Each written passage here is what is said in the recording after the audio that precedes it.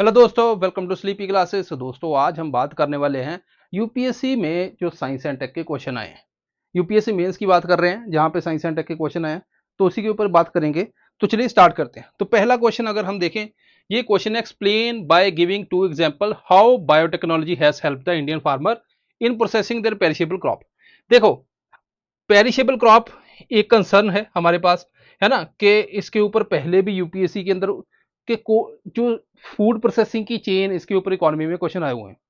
अब यहां पे अगर आप देखोगे तो दो चीजों का ध्यान देना है। एक तो हाउ पूछा है, हाउ बायोटेक्नोलॉजी। दूसरा यहां पे उसने पूछा है हेल्प द इंडियन फार्मर।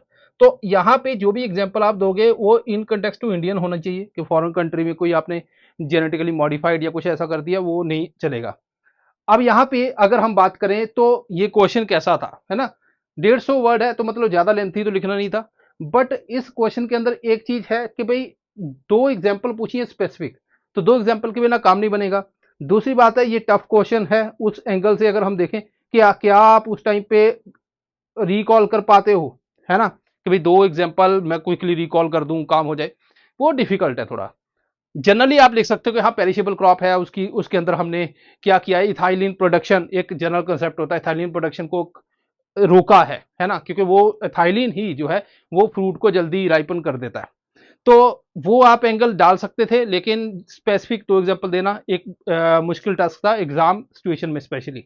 चलिए फिर देखते हैं। यहां पे पहले enzyme assisted processing and debittering problem. देखो, किन्नू का आपको पता होगा। किन्नू बेसिकली क्या है कि ये पंजाब हरियाणा यहाँ पे काफी पाया जाता है। अब इसमें क्या होता है कि जूस निकालोगे तो बिटरनेस सी आ जाती है, विद द टाइम वो खराब हो जाता है, किसान के किसी काम का नहीं। तो यहाँ पे भी जो है, यहाँ पे कुछ एंजाइम बनाए गए हैं, ठीक है। हालांकि आपको एंजाइम का नाम बहुत ज्यादा याद रखने की जरूरत है नहीं, क्योंकि उस कंडीशन में एंजाइम आपको जो साइंस बैकग्राउंड वाला है वो मे भी याद रख ले, अदरवाइज डिफिकल्ट है। तो हम एग्जाम सिचुएशन परस्पेक्टिव से सोच रहे हैं। वो ये एंजाइम क्या करते हैं, एक तो जूस निकालने की यील्ड बढ़ा देते हैं, दूसरा बिटरनेस को न्यूट्रलाइज कर देते हैं। अब ये बेनिफिट है फार्मर्स को, क्योंकि ये फार्मर्स के लिए एक सेकंड बायर की तरह आ गया कि भाई पहले तो चलो रॉ जो किन्नू बेच दिए, दूसरा के इधर भी बेच सकते हैं। तो ये एक फार्मर के लिए बेनिफिशियल भी है। अब यहाँ पे एक और चीज है, ये क्वेश्चन में हाउ पूछा है। हाउ का मतलब क्या होता है, प्रोसेस। तो आपको थोड़ा सा इलेबोरेट करना है कि भाई इस तरह से है कि किसान ये करेगा फिर ये करे, मतलब वो प्रोसेस में कहां से आए हो, दिल्ली से, कैसे आए हो, हाउ। फिर आप दिल्ली से मैंने बस पकड़ी, है ना, टूटी हुई सड़कों से आता हुआ, हरियाणा रोडवेज का हवाई जहाज था। तो इस तरह से आप बताओगे कि हाँ मैं किस तरह से आया। तो हाउ इसलिए इंपॉर्टेंट होता है। बहुत से बच्चे इसको ध्यान नहीं देते, जितने हम आंसर देखते हैं बच्चे लिखते हैं, उसके अंदर ये सबसे बड़ी दिक्कत है। तो इसका ध्यान रखना है हमेशा। ओके, दूसरी एग्जांपल है बायोलॉजिकल प्रिजर्वेशन एडिबल बायोकोटिंग। यहां पे अगर आप देखोगे तो ये क्या है कि जैसे फ्रूट्स हैं, मैंगोस हैं, बनानास हैं, टोमेटो, जो मैंने आपको बताया एग्जांपल इथाइलिन वाला, ठीक है, इथाइलिन जो है उसको रोका गया है with the help of biotech solution. देखो, मैं यहाँ पे आंसर, अगर हम क्लास के अंदर हम क्या करते हैं, पूरी प्रोसेस लिखते हैं किस किस तरह से, वो यहाँ पे लिखने की जरूरत नहीं है, वो बेसिकली समझाने के लिए होती है कि आपको रटना ना पड़े, ठीक है। तो यहाँ पे मैं उसी हिसाब से बिल्कुल सिंपल ही बता रहा हूँ, कोई मैं टेक्निकल यहाँ पे बात नहीं कर रहा। इन्होंने प्रोड्यूस किया नाइसिन।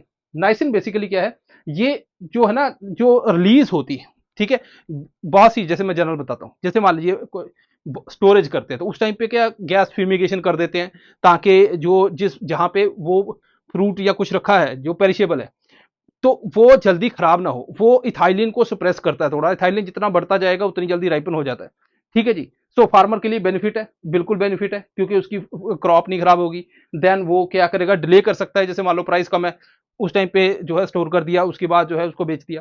तो इस तरह से अभी तो बेनिफिट जो है किसान को अलावा बाकी सभी को हो रहा है, ठीक है। किसान के पास क्या ऑप्शन है, ऑप्शन नहीं है, स्टोरेज का प्रॉपर ऑप्शन नहीं है, तो वो बेच देता है। जो खरीदता है मिडल मैन, वो स्टोर कर लेता है, वो महंगे दामों में बेचता है, पैसा तो वो छाप रहा है, किसान तो देख ही रहा है बस, है ना। Okay, second question, distinguish between fast breeder reactor and thermal nuclear reactor. देखो, ये हम बेसिक के अंदर जो फाउंडेशन बैच में करते हैं, सिंपल क्वेश्चन है, स्टैटिक का क्वेश्चन। सेकंड पार्ट देखो, in context of first indigenously developed prototype FBR at Kalpakkam. ये अभी न्यूज में था, इसके ऊपर शॉर्ट से लेके वीडियो सब कुछ अवेलेबल है on YouTube. Explain the term criticality, ये स्पेशली टर्म एक्सप्लेन की गई है ना, क्योंकि क्रिटिकलिटी अचीव कर ली इंडिया ने, ये कितना न्यूज में रहा, right. What are the implication for clean energy future, कि क्या इसकी इंप्लीकेशन है। छोटे छोटे पार्ट्स हैं, पार्ट्स के ऊपर हमेशा ध्यान रखना है, कभी भी गलती नहीं होनी चाहिए। देखो, आपने कहीं पे 3 पॉइंट की जगह 2 पॉइंट लिख दिए चल जाएगा फिर भी, लेकिन कोई पार्ट ही मिस कर गए तो काम खत्म है, फिर समझ रहे हो, फिर कोई वहां पे बेनिफिट नहीं, क्योंकि उसके मार्क्स तो गए, राइट।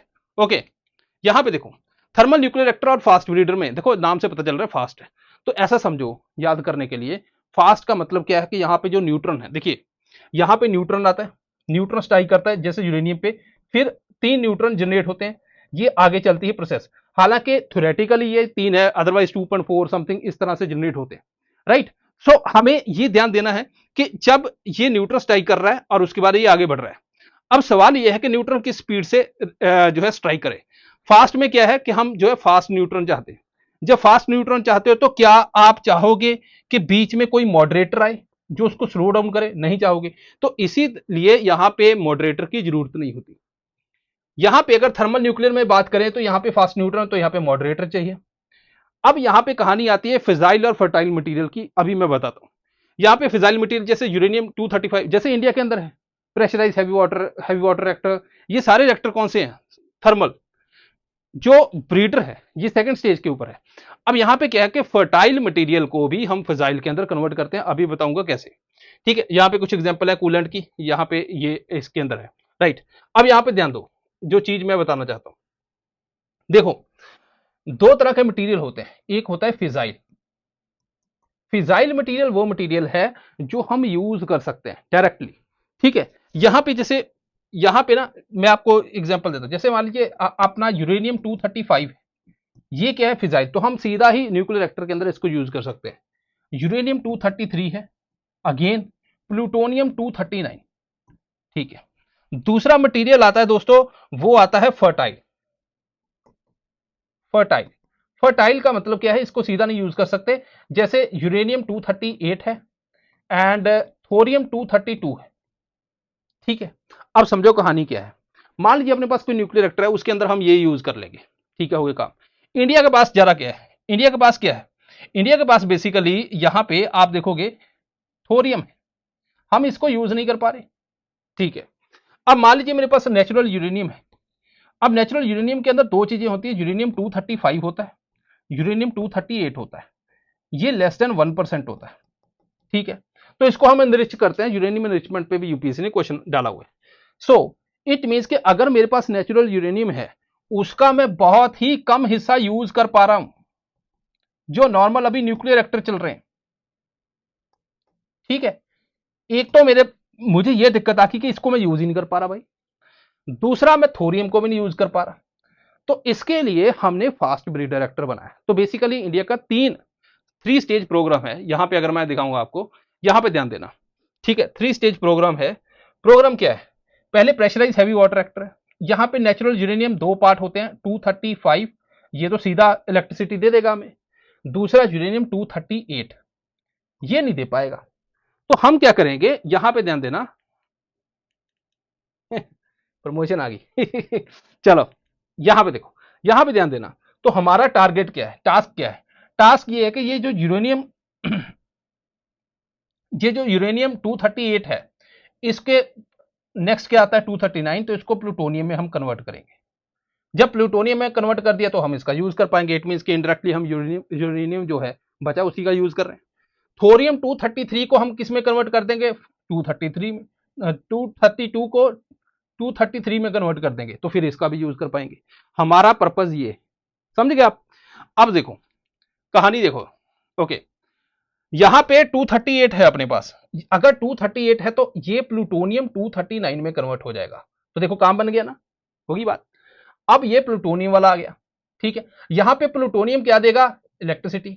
साथ में हम थोरियम डाल देंगे, हालांकि हमने थोरियम नहीं डाला था, यहां पे हमने क्रिटिकलिटी अचीव की है। मैं बताऊंगा आपको अभी क्रिटिकलिटी क्या होती है, अभी इतना ध्यान दो। अब थोरियम जो है, थोरियम भी साथ में यूरेनियम 233 में कन्वर्ट हो जाएगा, और थर्ड स्टेज में हम यूरेनियम 233 का यूज कर लेंगे। सो आप देखो डबल बेनिफिट हो गया, एक तो इसका भी यूज कर लिया, और ये अपने पास इतना पड़ा है उसका भी यूज कर लिया, राइट। ओके, अब यहां पे जो है चलो प्रमोशन कर, देखो हमारे पास बहुत से कोर्सेज हैं, ऑफलाइन बैच हमने अभी स्टार्ट किया। अब जो लास्ट ऑफलाइन फाउंडेशन बैच है हमारा स्टार्ट हो गया 30 अगस्त से, ठीक है। लास्ट चांस है, आप एनरोल कर सकते हो। देखो मैं सिंपल कहता हूं कि अगर आप आसपास हो, चंडीगढ़ के आसपास हो, तो आपको लगता है कि मैं ऑनलाइन नहीं कर सकता, ऑफलाइन ज्वाइन करना है, तो ये बेस्ट मौका है, ठीक है, वही फैकल्टी जो ऑनलाइन पढ़ाते हैं वही ऑफलाइन पढ़ाते हैं, तो मजा आता है। अब यहां पे ऑनलाइन करना है तो ऑनलाइन ऑलरेडी अवेलेबल है अपने इतने कोर्सेस। यहां पे आ गया राखी का, राखी पे पैसे किसके बचते हैं, ठीक है, लेकिन हम बचा रहे हैं अब 30% ऑफ है ऑल कोर्सेस के ऊपर, राखी 30, ठीक है, ये लिखना है आपने। राखी सावंत लिखोगे तो 50% मिल जाए शायद पता नहीं, लेकिन हाँ ऑफ तो है। ओके, ये वाली बात अपने दिमाग में आ गई, ये वाला कहानी समझ आ गई। अब ये भी समझ आ गया कि हम करना क्या चाहते हैं भाई। अब यहां पे ध्यान दो, क्रिटिकलिटी क्या, क्रिटिकलिटी होता क्या है, देखो समझो, ध्यान देना। जैसे हम क्या करते हैं, मैंने आपको ये बोला कि एक न्यूट्रॉन स्ट्राइक करता है तो यहां पे आगे न्यूट्रॉन जनरेट होते हैं, 2.4 हो 3 तो एवरेज 3 ले लेते हैं, ठीक है। अब यहां पे आप सोचो कि न्यूट्रॉन, फिर ये इंपॉर्टेंट है, फिर ये आगे चेन रिएक्शन को चलाएगा, आगे चलाएगा, आगे चलाएगा। सवाल ये है कि न्यूट्रॉन कितने प्रोड्यूस हो रहे हैं और कितने उस प्रोसेस के अंदर अब्सॉर्ब हो रहे हैं। अगर मान लीजिए जितने प्रोड्यूस हो रहे हैं उससे भी ज्यादा आपने अब्सॉर्ब कर लिए तो चेन रिएक्शन तो ठप होगी। उसको क्या बोलते हैं, उसको बोलते हैं सब क्रिटिकल। क्या बोलते हैं उसको, सब क्रिटिकल। तो मतलब मजा नहीं आया, ये चलेगी नहीं। मतलब ये वही बात है कि आपने 10 रुपए खर्चे और 5 रुपए कमाए, राइट, तो फिर आप कहोगे ये तो काम खराब है। दूसरे केस में आपने 10 खर्चे 10 कमा लिए तो आप कहोगे बैलेंस है, ब्रेक इवन है। तीसरे केस में 10 खर्चे 20 कमा लिए तो आप बोलोगे ये तो बिजनेसमैन हूं मैं, है ना। तो यहां पे क्रिटिकल क्या है, क्रिटिकल है मिनिमम आपको बैलेंस ब्रेक इवन तो रहना है। तो मतलब जितने आप न्यूट्रॉन बना रहे हो उतने ही यहां पे अब्सॉर्ब हो रहे हो, तो एक बैलेंस से चल रही रिएक्शन। ये चीज हमने अचीव की है क्रिटिकलिटी के अंदर, ठीक है। सुपर क्रिटिकल क्या होता है, वही 10 रुपए खर्चे 20 चीज कमा ली, तो मतलब न्यूट्रॉन बनते जा रहे बनते जा रहे, एक टाइम आएगा चेन रिएक्शन अनकंट्रोल्ड हो जाएगी, फिर आपको न्यूट्रॉन अब्सॉर्ब करने पड़ते हैं, जिसके अंदर अलग अलग रॉड्स होती है जिनको न्यूक्लियर पॉइजन बोलते हैं, ठीक है जी। ओके, इंप्लीकेशन इंडिया के लिए, पहले तो देखो स्टेज 2 के न्यूक्लियर प्रोग्राम अपना वहां पे क्रिटिकलिटी जी की, तो आप स्टेज 3 पे पहुंच जाएंगे, ये अच्छी बात है। फ्यूल सस्टेनेबिलिटी हो जाएगी, मैं दो चीजें यूज कर रहा हूं, थोरियम भी मैं यूज कर पाऊंगा और यूरेनियम 238 भी यूज कर पाऊंगा, तो अपने पास जो नेचुरल यूरेनियम दोनों वो भी यूज कर लूंगा। थोरियम वाली बात होगी अपनी, ठीक है। क्लीन पावर है, ठीक है। तो यहां पे क्या है कि रिलायबल है, तो इसको हम, हालांकि हम स्मॉल मॉड्यूलर रिएक्टर और ये वो सारी चीजें लेके आ रहे हैं ताकि उनको स्केल किया जा सके, है ना। तो ये सारे पॉइंट आप मेंशन वहां पे कर सकते थे। तीसरा क्वेश्चन देखो, ये भी इजी क्वेश्चन है, इजी मैं इसलिए बोलता हूं बहुत ज्यादा न्यूज में, ठीक है।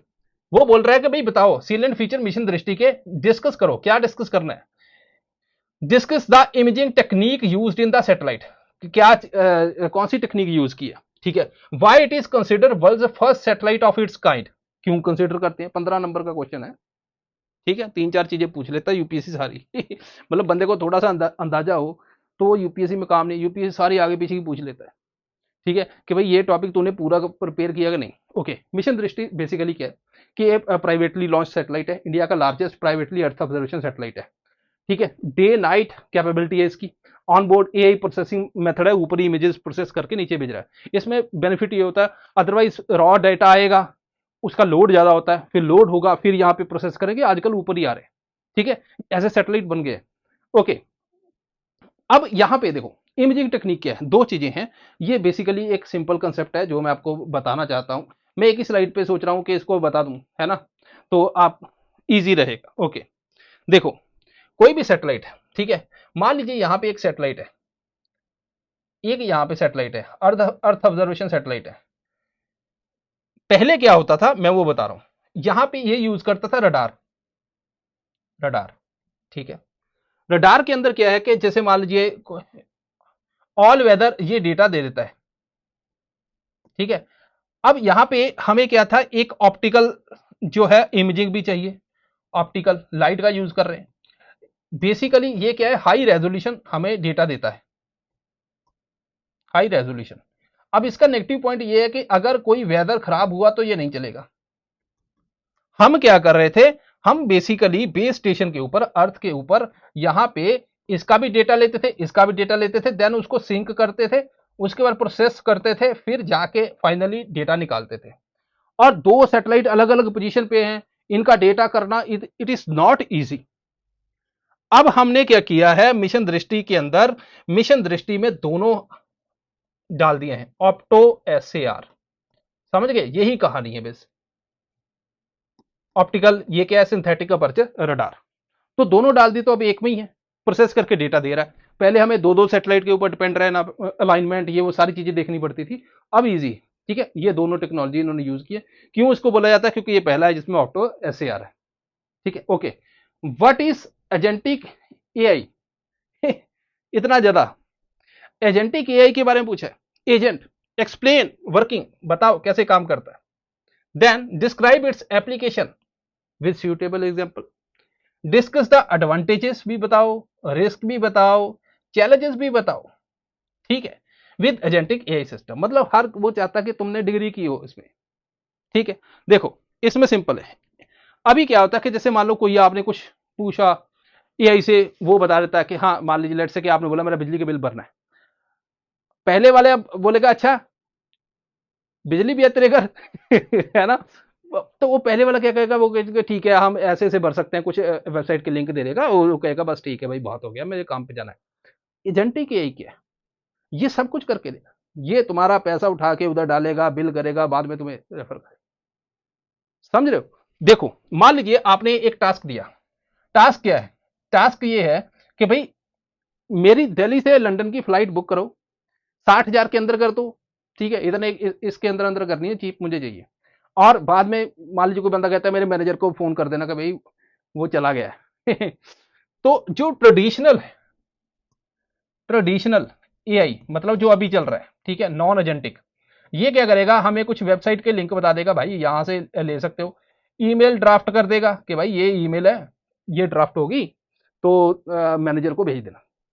लेकिन ये एजेंटिक एआई जो है, ये क्या करेगा? एजेंटिक एआई ये क्या करेगा, ये भाई इधर से उठाएगा तो अच्छा, ठीक है, फिर ये सर्च करेगा, ठीक है, पहले गोल बनाएगा कि क्या गोल है मेरा, उसके बाद सर्च करेगा सारा कि मान लीजिए 60,000 की फ्लाइट, अच्छा मिल गई। उसके बाद क्या करेगा, ईमेल करेगा सारा वो मैनेजर को, और देन आपके पास टिकट आ जाएगी, सब कुछ कर करा के ये कर देगा। अच्छा इससे कोई गलती, मान लो 60,000 की है, 60,000 की फ्लाइट नहीं मिल रही, तो सेकंड ऑप्शन ढूंढ लेगा अल्टरनेटली। तो ये भी एक इसका खास, मतलब ये एजेंटिक ही नहीं है ये मम्मी है, मम्मी है ना, जो टिफिन पैक कर रही है, सुबह से बच्चा ऐसे उठा है ना, नहाया, बैग पैक कर दिया, टिफिन दे दिया, ये मम्मी है। ये पापा है। पापा क्यों? पापा को बोलो ये काम कर दे, तेरियां लत्ता टुटियां, तू आप चल जा ऐसे। ये मम्मी है ना, सारा काम ए टू जेड करके देती है और हमें स्कूल भेजती है। This is agentic AI. अगर आप यहां पे देखोगे, ये तो बातें होगी इसकी, ठीक है। वर्किंग, पहले गोल सेटिंग करेगा ये, ठीक है, उसके बाद गोल को डिकम्पोज करेगा, मतलब सब टास्क बनाएगा। ये पूरा टास्क है, इसके सब टास्क बना दी, उसके बाद उसको एग्जीक्यूट करेगा, देन अगर सेल्फ करेक्शन की जरूरत है वो करेगा। तो ये सारे काम ये करता है, ठीक है। एप्लीकेशन क्या, software development A to Z सब कुछ कर देगा काम। ये ह्यूमन का हमारा बोझ जो है कम हो गया, है ना। कस्टमर सपोर्ट ऑपरेशंस ये कर सकता है कि कस्टमर का फोन आ रहा है, सब कुछ वो उधर ही सॉल्व कर रहा है, मालिक सोया पड़ा है, ठीक है। Health research A to Z, जो भी रिसर्च पेपर हुए हैं दुनिया के अंदर, सब इकट्ठे करके रेफरेंस लेके ये वो सारा काम कर देगा, ठीक है। ये सारे काम ये कर सकता है, मतलब इंसान को ये पूरा, है ना, जैसे कहते हैं धरती पे बोझ, वो बना देंगे, क्योंकि सारे काम तो ये कर रहे हैं अपने। ओके, एडवांटेजेस क्या है? स्केलेबल ऑटोमेशन, ठीक है, ऑटोमेशन पे आप लगा सकते हो चीजें, तो मतलब जॉब जाएगी। अडेप्टेबिलिटी है, ठीक है, अलग अलग स्टेप, अगर फेलियर हुआ तो देन रिकंसिडर करके सब कुछ करता है। रिस्क, अनइंटेंडेड एक्शन, कोई ऐसा एक्शन कर दिया पता लगे कोई ऐसी फ्रॉड फ्रूड कर गया, है ना, तो फिर किसको पकड़ेंगे? सिक्योरिटी थ्रेट है, बिल्कुल है, ठीक है। मान लीजिए कोई मलिशियस कमांड दे दी किसी बंदे ने, ठीक है, और ये उसके ऊपर चलने लग गया, तो फिर क्या करेंगे, ठीक है। अकाउंटेबिलिटी किसकी है? अगर इसने कुछ काम कर दिया तो कौन अकाउंटेबल है? ये एक दिक्कत है, ठीक है। तो ये है दोस्तों जो क्वेश्चन है 4। साइंस एंड टेक के अंदर बहुत ज्यादा वो रेफरेंस की बात नहीं होती, करंट है जो आप पढ़ते हो और जो आप प्री के लिए पढ़ते हो, उसके बाद अपना एक छोटा सा क्रैश कोर्स होता है जिसमें मैं कुछ पॉइंट बताता हूँ। बायोटेक्नोलॉजी के ऊपर लास्ट ईयर एनर्जी के ऊपर आ गया क्वेश्चन, इस साल देखो इसके ऊपर। तो अगर आप यूपीएससी का ये पेपर को एनालाइज करोगे तो आपको ये पता चल रहा है कि भाई पहले बायोटेक वो मेडिसिन के हिसाब से ही पूछ रहा था, अब उसकी बाकी चीजों में क्या हेल्प है, क्या उसकी एप्लीकेशन है, उसके ऊपर क्वेश्चन पूछे जा रहे हैं। So this is all. So I hope कि आपको समझ आया होगा। मिलते हैं नेक्स्ट टाइम। Thank you.